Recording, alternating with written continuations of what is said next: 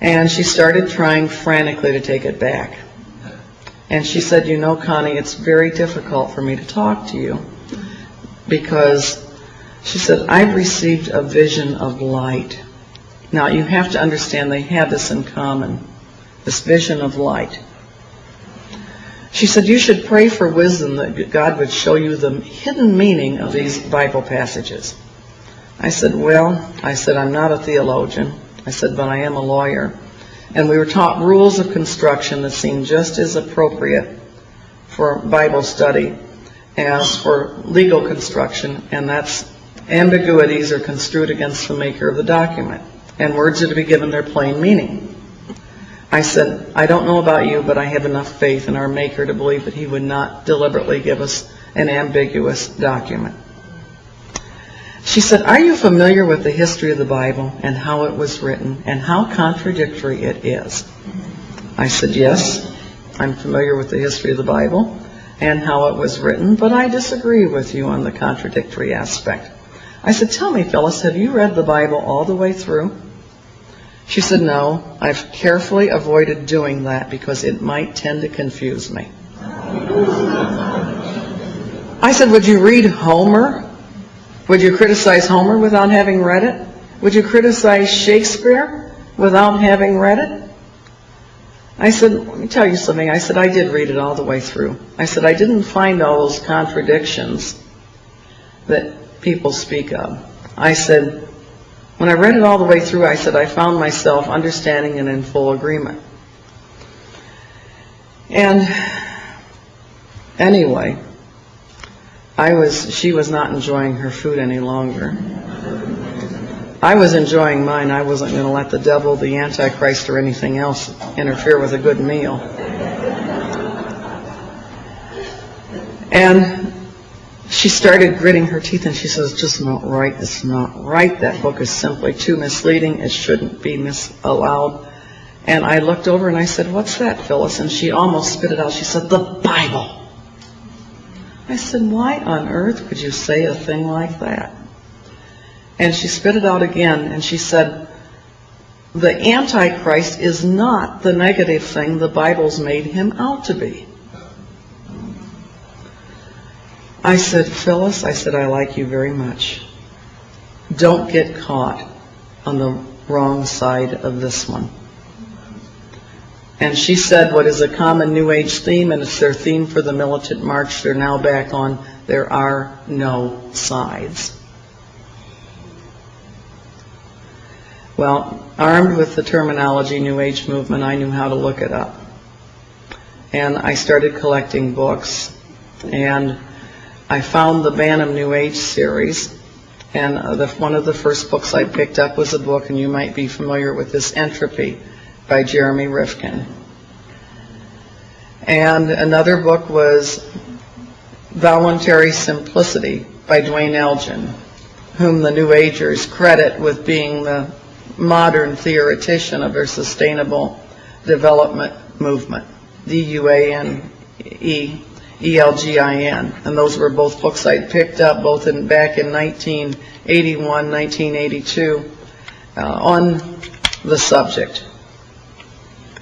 And when I started perusing the books, and I found a book called New Age Politics by Mark Satin. And he listed 25 representative New Age groups, and they range from Amnesty International through zero population growth. And about everything in between you could think of, including World Goodwill, New York. His amended version of the book has 100 on the list. And as regards World Goodwill, he said they were preparing for the reappearance of the Christ. And Planetary Citizens was working in conjunction with them. And he described this new politics. It was neither left nor right, but center.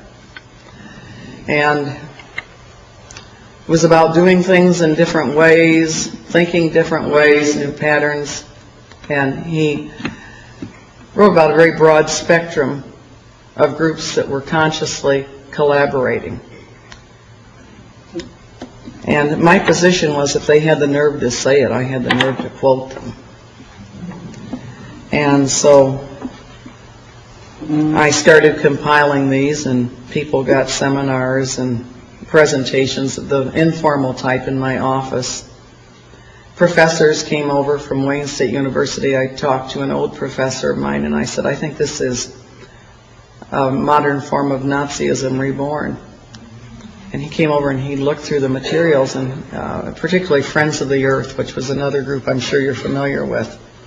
And another one was Dave Foreman with his, in fact, Dave Foreman wanted to reduce the Earth's population in some of the seminal writings I had to 75,000 and start over with a new nucleus. And I deprogrammed many New Agers, showing them those materials. And eventually I found a book called Running God's Plan by Foster Bailey.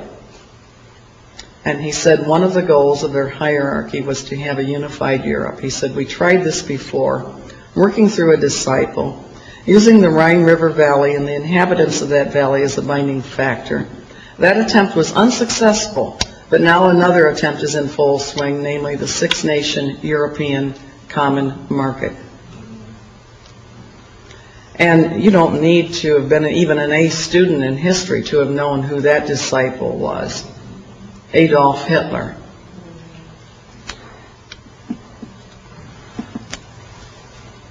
And one day I found a book. My son had pulled out a newspaper column for me and said, Mom, this sounds like what you were talking about. It was an advertisement for a bookstore called New Age or Mayflower Books. And they said they were a sort of metaphysical clubhouse. And I went over there one night, and he said, we're closing, and I said, I'll pay cash, and I need some very specific things, and I'll be quick. I made a long trip to get here. And he said, well, all right. And I said, do you have anything on the New Age movement? And he looked at me like I was crazy, and he said, lady, the whole store. And he said, I said, do you have anything on Findhorn? Because I'd found a book called The Magic of Findhorn. And he corrected my pronunciation. He said, you mean Findhorn? He said, our Findhorn section is right down there. Our David Spangler section is right down there too. And so I bought a selection of those books, and a book by a very gossipy New Ager called Roland Gammon called Nirvana Now. And took them and analyzed them. And Reflections on the Christ by David Spangler you could carry into any Christian service, probably not attract a lot of attention, except they might think you were really pious. But inside that book, chapter called Lucifer, Christ, and God. And he said, Lucifer comes to bring us the final gift of wholeness. If we accept it, we are free, and he is free. And he said, the Luciferic initiation is a required entry point into the New Age. And I didn't leave it at that. I never take one source as my source. I eventually found the Alice Bailey books, and I was to read from another source that they had started life as Lucifer Publishing Company, which they adamantly denied for a time. But unfortunately for them, I now have 3 books in my personal library from them when they were Lucifer Publishing Company, 1922. And Alice Bailey had been a member of the Theosophical Society. And she and her husband, Foster Bailey, had in 1922, during the years that the Theosophists were promoting a man called Jiddu Krishnamurti as their new Messiah. And they started to work in New York City.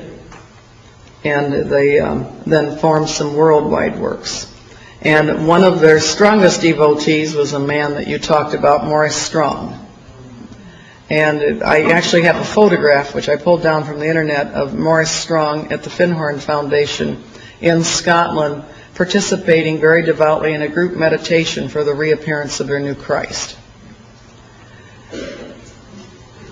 And I knew what a Marilyn Ferguson and the Aquarian Conspiracy had said something that I didn't think of, and